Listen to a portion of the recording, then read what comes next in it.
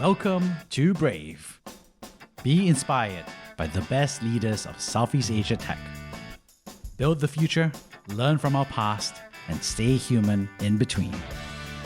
I'm Jeremy Au, a VC, founder, and father. Join us for transcripts, analysis, and community at www.jeremyau.com. Hey, Aditya, good to have you on the show. Great to have you, man. Thank you so much for having me. Well, I'm really excited because you bring this interesting blend of startup and art together into Art and Found, and so I'm really excited to get into what you're seeing and facing. But first of all, for people who don't know you yet, how would you describe yourself? So my name is Aditya, and I'm the founder CEO of Art and Found. And Art and Found is a curated marketplace for South Asian artists to sell digital art to global buyers and brands like WeWork, Levi's, and Starbucks. Awesome. And, I got to ask the question, right? So, you start out in life, why art? Why do you want to tackle this problem called art?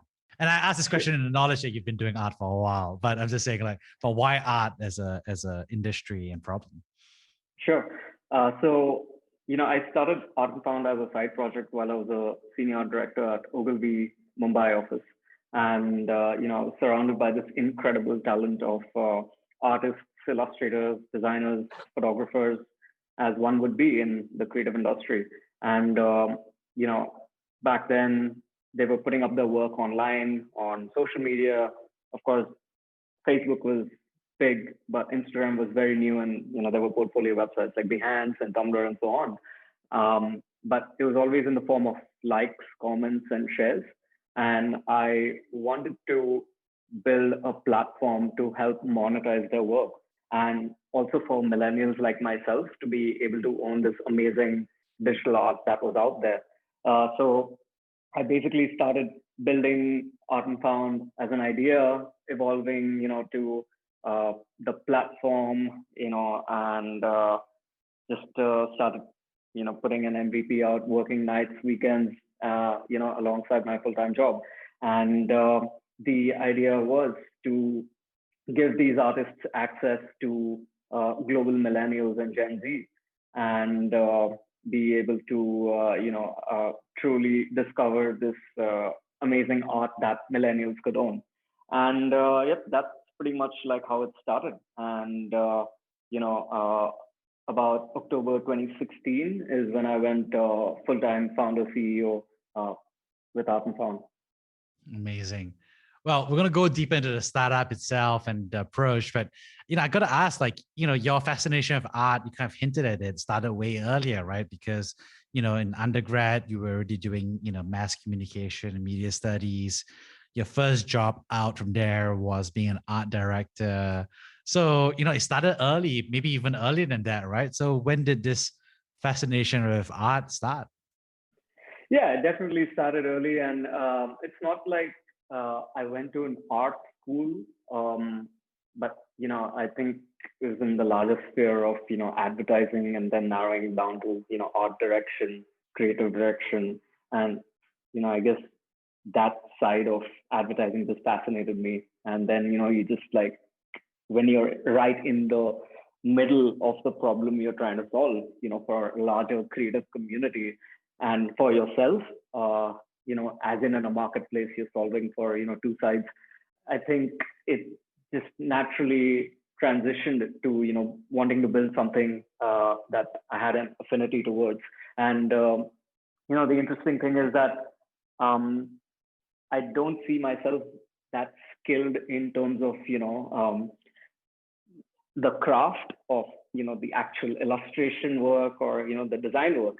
So I figured that out very early on, where I may not have that skill set, but I have a larger overview in terms of aesthetics, creative direction, and so on. So I always knew I wanted to do something for sure about this space. And it's similar to one of my favorite books, actually, the Shoe Dog, Phil Knight, his story. he was a sprinter in college, and his aim was to become an athlete, but he knew he wasn't as fast to be able to, be able to get to that level. But he always knew he wanted to do something in sports, and that led him to uh, come up with Nike, to be just surrounded by these athletes and be part of that ecosystem and to be able to contribute to that. So in a small way, I see that yes, I'm still being able to do something about this. Wow, that's amazing. But let's go even earlier. Were you artistic as a kid? Did your parents like see Yeah. something in you that you love art, or we got to go earlier, right? Yeah, I mean, who wasn't doodling and sketching, all over their notebooks, back when you were in school and class? But yeah, of course, I've had a lot of those influences, growing up, playing video games and, reading comic books. I was fully immersed into that. And there's a lot of, those influences. I've sketched a lot of, cartoon characters and stuff. So yes, it does go way back, and I think there's a lot of that video game and growing up 80s, 90s, and just bringing a lot of that influence. So somewhere there's this blend of what you're bringing in, your influence, and then how you're sort of putting that into the mix of what you're doing right now. Wow, that's amazing. But were you just every other kid? I mean, I feel like the suspicion isn't that like, you really love comics more than other people. Maybe you like, was there anything that your parents saw in you and they were like, oh, it makes a little sense that you're going to become an art director for the next 12 years of your life, was there anything that your parents saw that made them suspect that you're going to become something involved in art? No, I think it was just something that I liked, in the sense of how art or design could be used as a medium, for advertising in general, and just how it helps drive creativity and the business for brands. And I think that's what led me towards it. And you go through like so many of these award shows and books, and you develop an understanding of the craft. And as I mentioned, you see so much of this amazing work and sort of have this complex that, man, I can't maybe do this, but like I gotta be part of it in some way. Wow. So yeah, I guess it may have transitioned accidentally as to how it led to entrepreneurship and art in that sense. I guess with entrepreneurship, how it is that you sort of get into it accidentally. So when you think about, going from point A to point B, which was you were at Saatchi, MNC Saatchi, you were at L&K Saatchi. So it sounds like that's where you discovered your love for being an art director and being part of it. What was it like working there? Because, it feels like this like heaven, right? Like this rarefied place where people of great taste come together and everyone dresses well and has good facial hair and a good haircut, right? Versus us normal consultants or business folks who are, building normal plebeian, mainstream businesses. I thought it's the other way. I mean, with the dressing well and great hair and stuff, that's more a consultant world, right? I mean, in advertising, what you're in shorts, hoodies, t-shirts. Um, but yeah, I guess working in that environment, especially in advertising, it teaches you a multitude of skills, right? I was also fortunate enough to have a great mentor who taught me the nuances of craft and design, and I think that really helped me develop a taste and aesthetic, which I know how important is to what I'm building right now today. And you have to be proactive, right? Like just because you're an art director, you're not gonna only do that. I mean, I did everything. I wrote like lines, I directed films, whatever I could grab, my hands on, whatever came to me. You sort of have to create opportunities beyond, what you already are getting. So, which really helps in your startup, right? Because you're essentially doing everything. So So I think, yes, there's the huge contribution that it makes going into what you're doing. We're starting to kind of get to there, right? Which is you go from Saatchi and then you basically go to Ogilvy and Mehta, where you are senior art director and you're working a solid 6 years there. So was there a moment where you were like, this makes sense? Was it like brainstorming or, where did that seed of the idea really come about? Yeah, I think there were two parts to it. One was that I knew I wanted to do something beyond, the job that I had. I knew that there was potential in me to do something bigger, and be able to make an impact, right? As we say, when you want to do something new. And the second part of it was just seeing this opportunity that's there to be able to build something for a larger community. And in this case, it was artists. So I think it was just, both of those together. And then obviously it takes time and it's not like, all right, jumping into this now, let's do it. It takes a lot of, talking to, people around you. And that's what I did. I practically went everywhere and, spoke to everyone. I went to, these conventions of art and design and entrepreneurship and just sort of, testing the idea by talking with people. And even then, like, very early on, Art and Found was just thought of as an idea more for an on ground, where it could just be like, artists coming in together and showcasing their work and an exhibition format and stuff. And there were already a few of these happening, around, kind of like the, YBA, Young British Artists, that started way back in London. And I noticed that, it was a great environment, but for me, like it had to be about scale. And, for that, I knew at some point that if I were to do this, I'm going to do this online. And it had to be maybe e-commerce and, everything that I could do to be able to make this at a global level. And that's when I started tinkering with the idea entirely about, marketplaces and e-commerce and dived into it from there. Wow. That sounds really interesting. And thanks for sharing like the push and pull, right, of the actual founding, which, I think a lot of like magazines make it sound super simple, right? And I think there's a push where you like wanted to do something new and be impactful, and there's a pull of the idea itself. So when you were busy out, like starting it out, you shared that you were doing it as a side hustle, right? So what was it like? You were like what, working X number of hours a week, and then you were working on weekends. What was it like to be building something on the side? Oh yeah, super hectic but structured, in that sense where wake up early, start working on your thing, go to work, do the thing at work, wrap up around 6, go home, and start working late into the night, repeat, and then do it on the weekends as well. So you sort of like have to put a structure if you're building a side project while working at a full-time job. And with that sort of a discipline is when you'll actually get to milestones, right? Because then you're just like, your side project is never going to take off. That's pretty much like, how I went about it. And then you sort of have that timeline where you want to launch the MVP. And, that's the toughest part, right? Like, what version of the MVP do you launch? Do you launch early, but, your product isn't quite there yet? Or, do you sort of take its time, but not too late?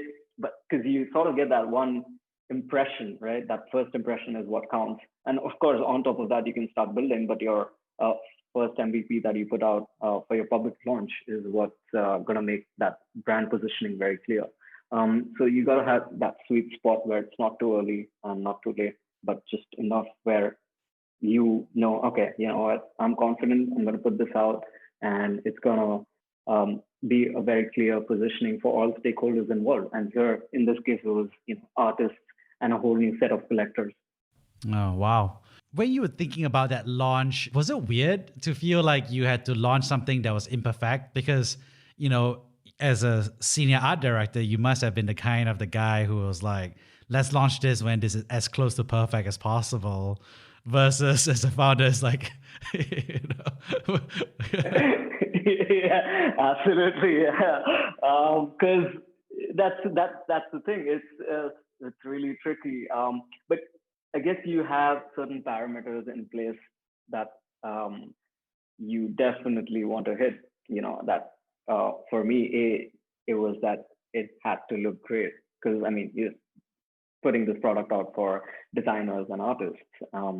So the UI UX, the look of it was something that I knew that had to be different and had to look like a global international product. So I took my time with that. And yeah, the second part is that you want to sort of build on the existing pain points of what's already out there. So I think, at least for me, these two were the key factors to keep in mind before putting it out. When you launched that page, because you knew that it had to look good and blah blah blah. How were you feeling? Were you scared? Were you excited? Were you just done with it? You just want to squeeze it out? Uh, how did you feel? Do you remember? Where were you? Were you at home? Were you where were you? Do you remember when you went live? Yeah, I was at Ogilvy when I pushed it out live. I mean, everyone pretty much knew, at least on my floor, and my team knew that, hey, I'm working on something. And they'll be like, and this guy's working on this thing, he's going to launch any moment.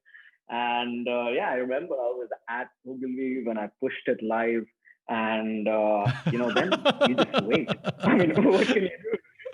It's just like, and I was watching The Social Network last night, and when Mark Zuckerberg builds the first version of the Facebook, and he just puts it out, and he waits, and then half an hour into it, it crashes the Harvard system.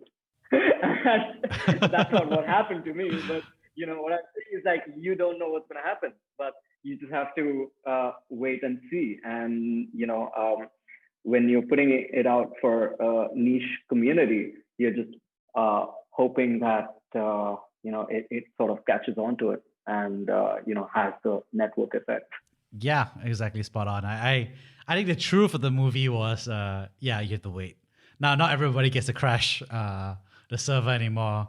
Unfortunately, I wish we had that level of success. Exactly. Yeah. I know. Yeah, That would exactly. be a great metric. Yeah, we right? hosted it on GeoCities in 2021, and it crashed the servers. Yeah. Yeah. Yeah. So it's interesting. You just sort of like, do your best to put something out, and then you see where it goes. And the idea is that they then send it to, others, and that's what creates the real network effects, right? You sort of have this list, and that's what I had. I had like a list of like 500 artists, like on my Excel sheet, like a CRM, and then you shortlist it to 200, and then further shortlist it to like 100, and you send it out to those 100, and then you wait, and it's like, well, they got to send it out too, and that's how it takes off. Wow, that's one hell of a journey there, right? Just kind of getting it launched. And I think what I really empathize is the anticlimactic nature of like you launch and then you're so excited and then you wait, right? So it was, so it's a tough thing. And how long did you wait? I mean, some people wait a long time because it takes, they have to iterate a few times before it actually starts taking off. Some people crash the servers at Harvard, I guess. So what was it at for you? Yeah, interesting question, because when you're building a marketplace, it's a chicken and egg situation, right? Like you need the product online for buyers to actually browse and buy. So I gave it about 6 months during the beta launch, and beta launch was basically just populating the platform with artists and artworks, and it's an invite-only platform. So artists need to have an invite code to be able to use that and put up their work. And about 6 months into it, it looked good enough to put it out public, and that's what I did. Yeah. So you sort of have to have that timeline again, that milestone that, hey, I'm going to give it 3 months, 6 months max, for beta, and then I'm going to put it out to public because, yep, then there's going to be stuff to browse and buy. Let's talk about that chicken and egg problem, right? Because every marketplace has that issue, right? And so many founders are doing that. How did you go about solving the chicken and egg problem, especially in the early days? Did you? So one of it was you had a list of 500 folks, right? And then you manually seeded and I guess called each one of them to join that site. Is that a fair approach of how you did it? Absolutely. Yep. Calling, emailing, following up again, because that's where it's really tough to, build the supply side on the marketplace, and, getting artists to literally put up their work and, put in the details and all of that, and just made sure that it was super easy for them to be able to do that, which it was. The UI UX was self-explanatory and allowed them to be able to put up their work in a very easy manner. And yeah, that's basically how you solve the first part of the problem. And then, as I mentioned, once you have a considerable amount of products that you're happy to present to your users, that's when you go for your public launch. The supply side makes sense, right? Because you just acquire them and you call them and you beg them and they're buddies and you promise them a lunch or a meal. So you go through that list and you get a supply side. And then now you got to do the demand side, right? And so how did it happen? Were you running ads? Were you just emailing all your friends? Like, because now you need to drive transactions, right? On the demand side. So how did you go about doing that in the early days? Yeah, so I didn't do any advertising or marketing. I didn't have any money for that. I just put it out, and thankfully, when the interesting part about building a product to building a community is that the community helps spread the word, and these artists help spread the word further, right?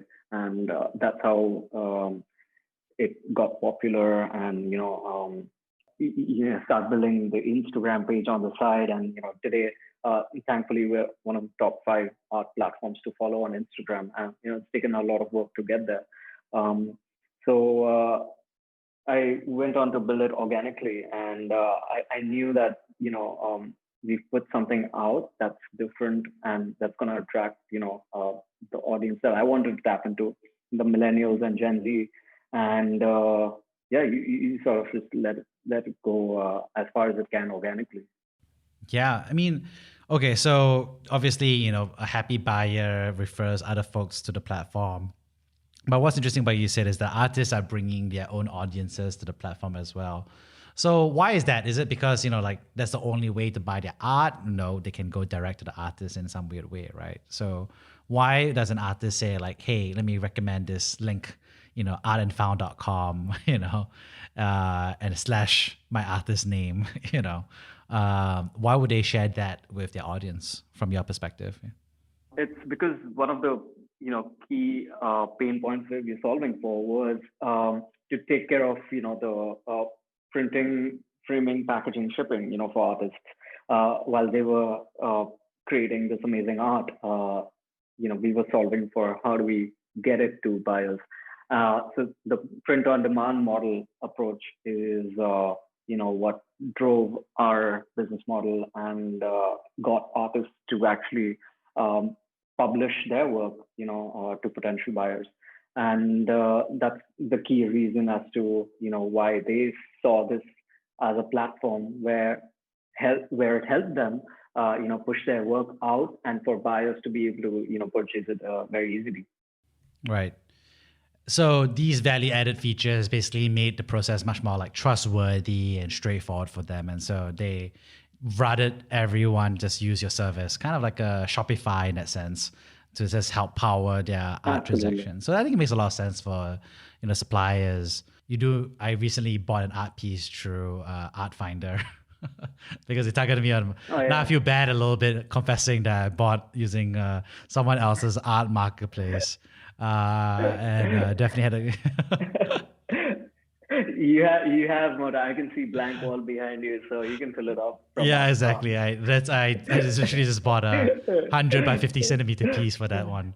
Um, Nice. and and obviously I think what's interesting for you, of course, is that you're not only doing just like the normal pieces that for the transaction, but you're also targeting a global audience, right, on the demand side.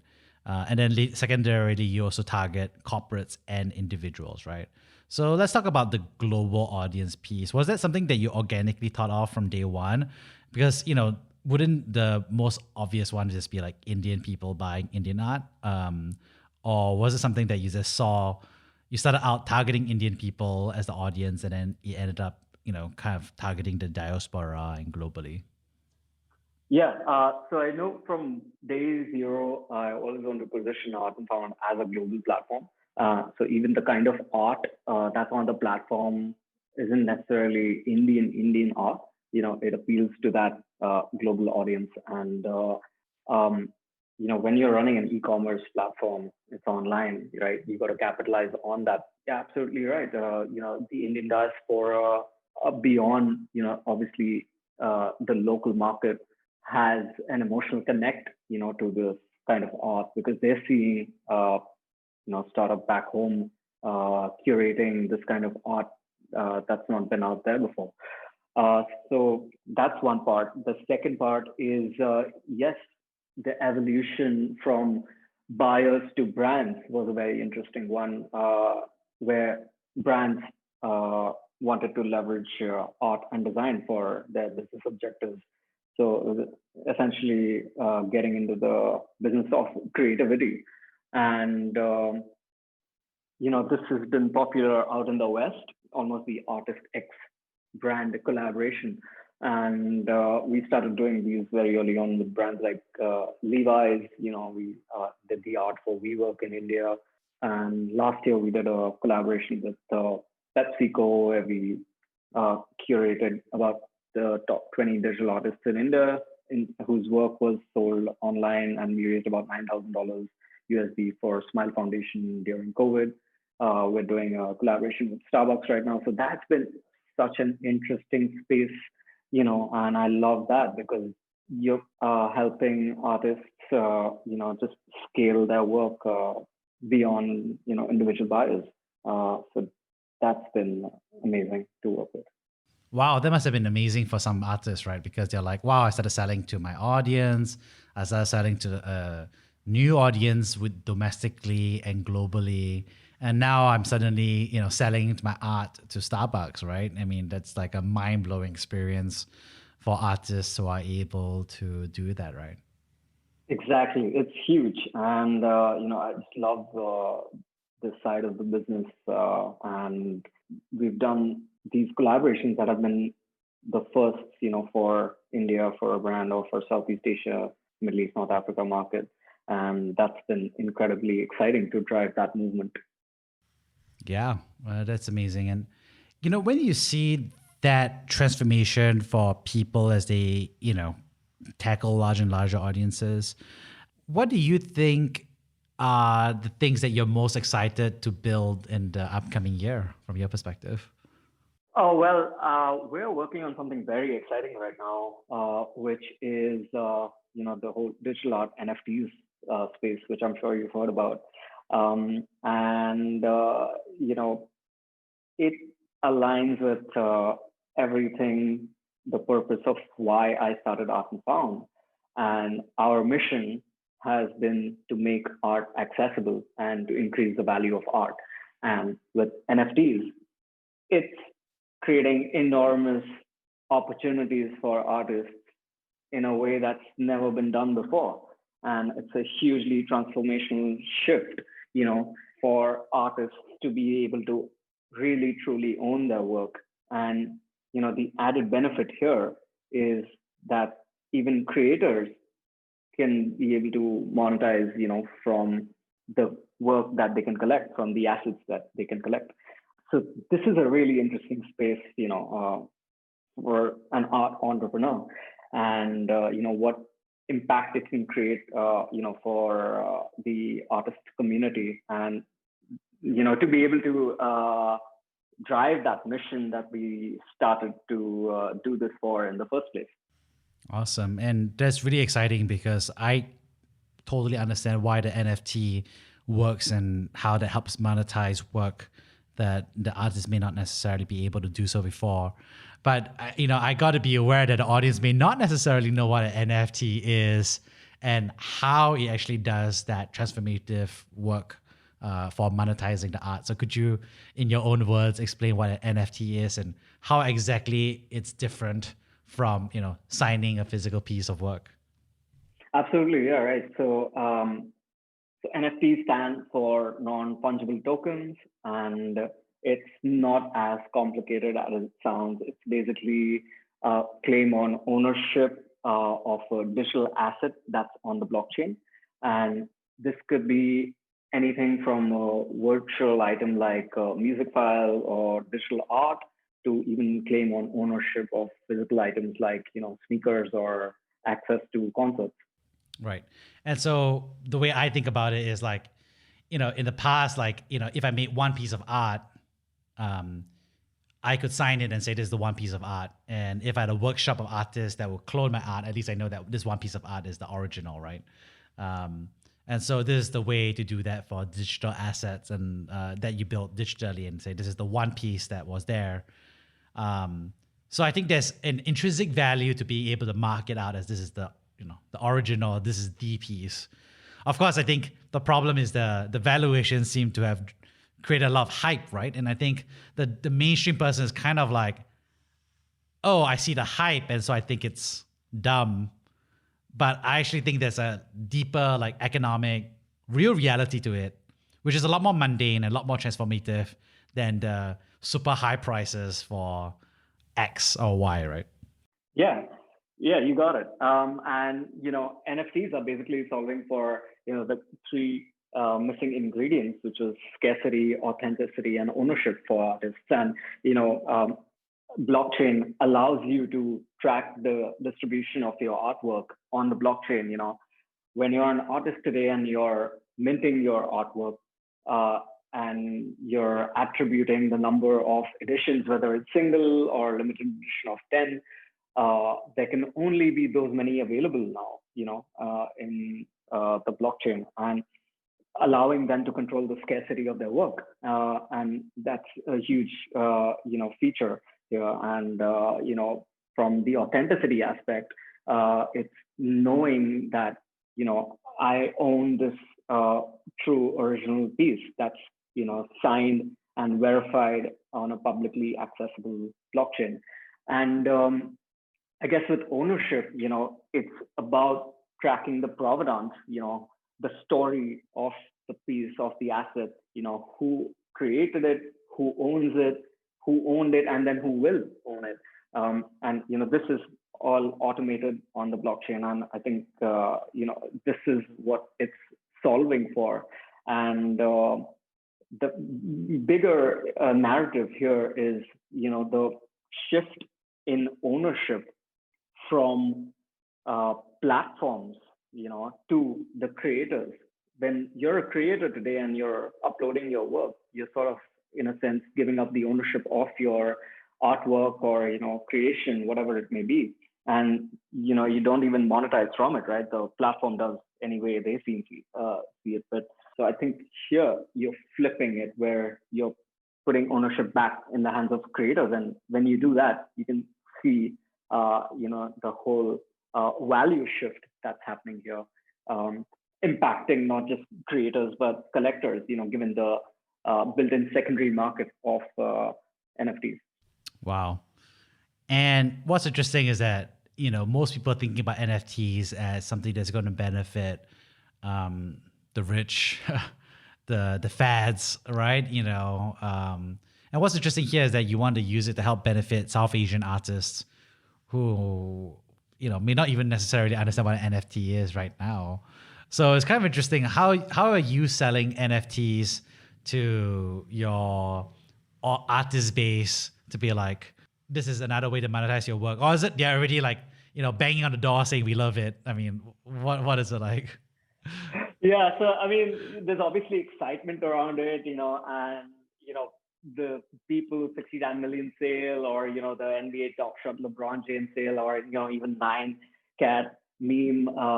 It's all exciting. It's going to create media frenzy. It's going to get into the WhatsApp forwards and create awareness, which is all great. But there is obviously a huge educational build up here, right? For artists and for collectors. And there's so much happening right now in the space, be it podcasts, like I'm glad we're talking about it. There's podcasts like Zima Red and like this Clubhouse sessions, A16Z is, doing podcasts around this. So I think there's so much conversation going around this. And that's where, you go beyond and deeper into understanding, the value beyond the speculative trading value right now, what may seem like it.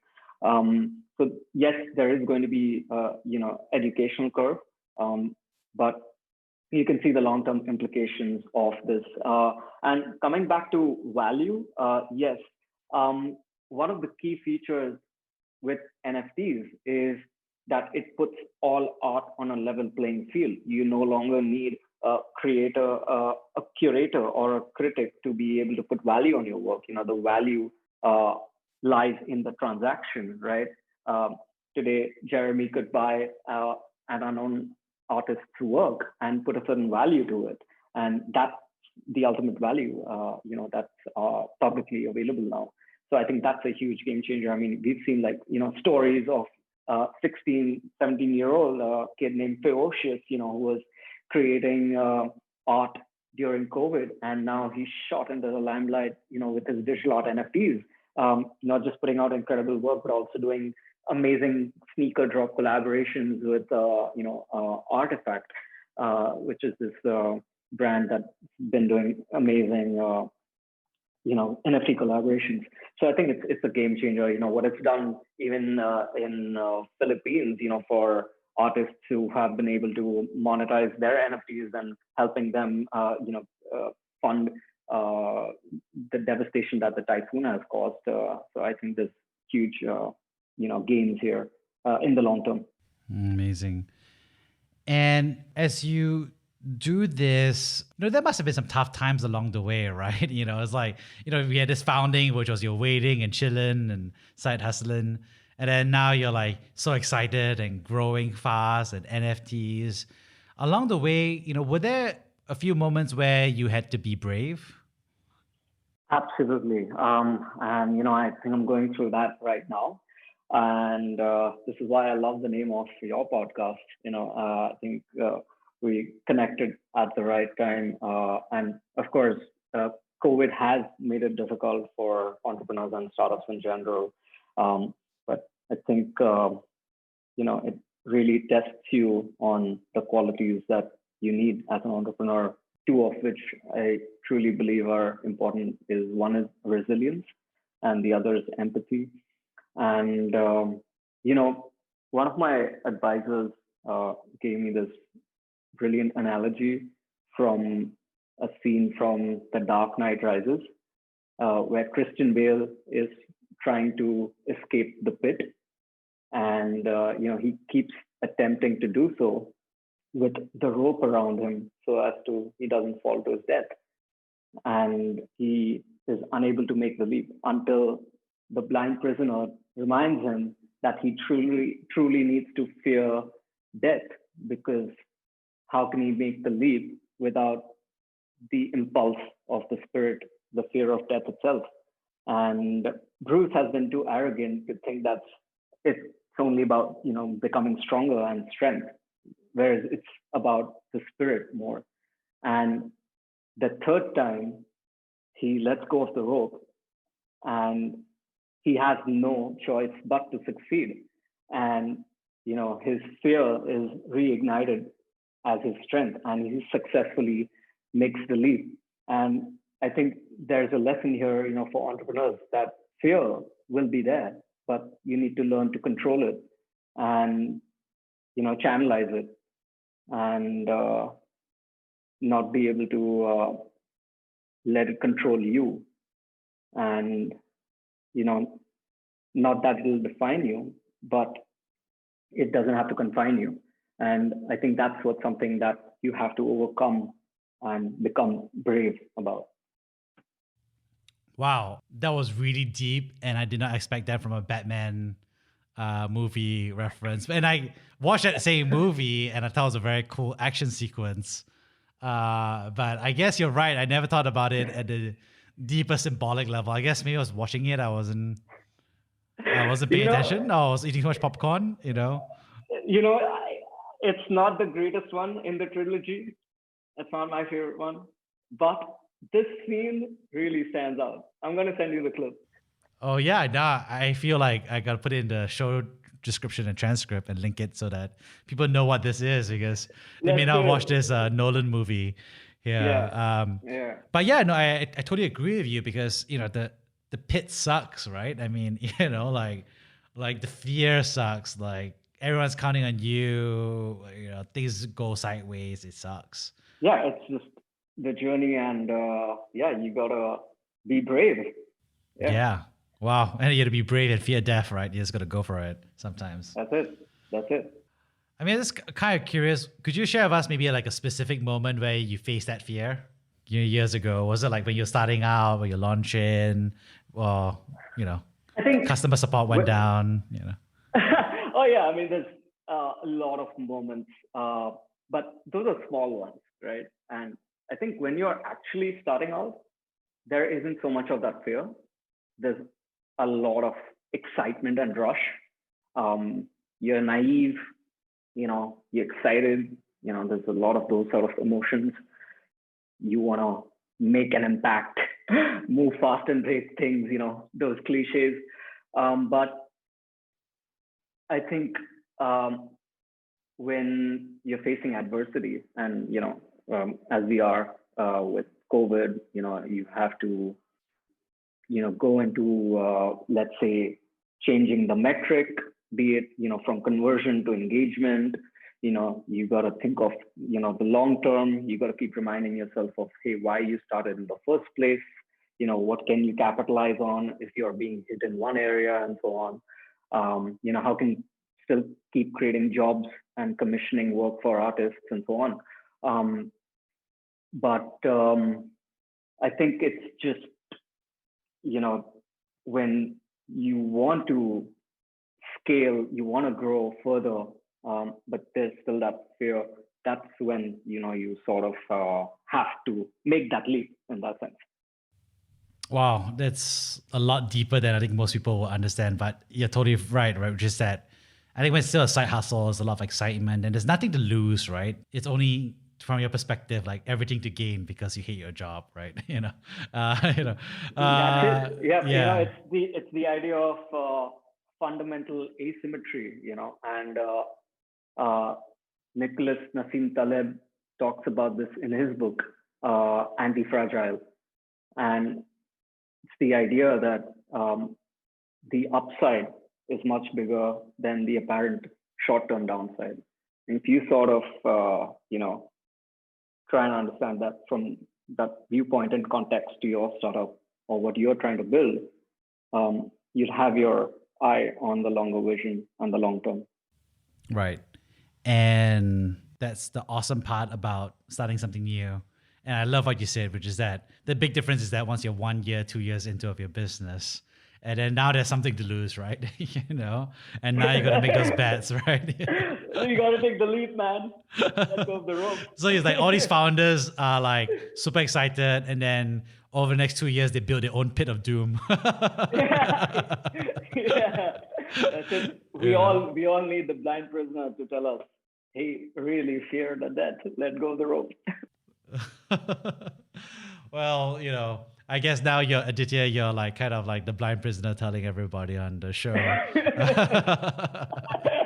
they must. Jeremy, I think you should become the blind prisoner. The blind prisoner. No, I'm just. We're talking to like hundreds. I'm the cameraman here, just filming. Yeah.